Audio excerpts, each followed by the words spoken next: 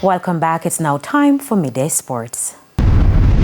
President of the Jamaica Bobsleigh and Skeletal Federation, Dr. Christopher Stokes, says he's not surprised by the switch of Christania Williams from track and field to the winter sport. Williams, who is now representing Austria, competed at the IBSF World Cup in Innsbruck, where she took part in the two-woman bobsleigh along with Catherine Burrell. Over the years, frankly, we have had some of the very best starting teams in the world on the global stage, including having an Olympic record.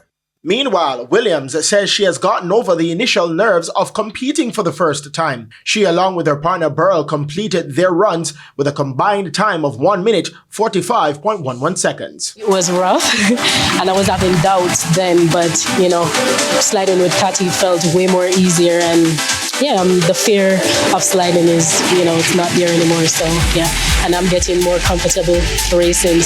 Williams was a finalist for Jamaica in the women's 100 meters at the 2016 Rio Olympics and was also a member of the 4x100 meter team that won silver at those games.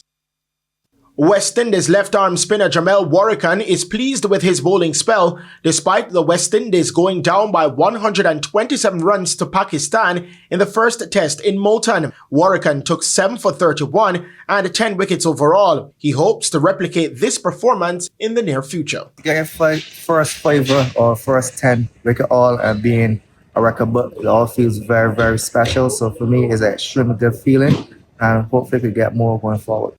He also encourages the West Indies to stay focused for the next game. Trust our game plans and trust the process and be confident. It don't make any sense going into a shell and being down ourselves about a game that no pass. Sometimes losing is an opportunity to learn. So take the learning from this game and bring it into the game in the future and play better cricket. Warrican became the first West Indies spinner in 66 years to claim 5 or more wickets and is only the third visiting spinner to claim 10 wickets in Pakistan.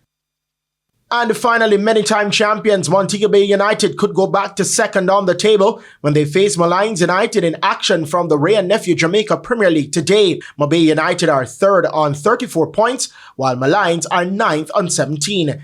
This is the first match of a doubleheader at the Anthony Spalding Sports Complex, and the game kicks off at 5:30 p.m. In the late kickoff at 7:45, defending champions Cavalier faces Racing United. Cavalier are in 4th position on 31 points, while Racing United are in 11th position on 15 points. I'm Christopher Scott, and that is your Midday Sports Report. And that concludes the Midday News Package. I'm Kerry-Ann Simpson. Join us at 7 for Primetime News. On behalf of the news, sports, and production teams, good afternoon.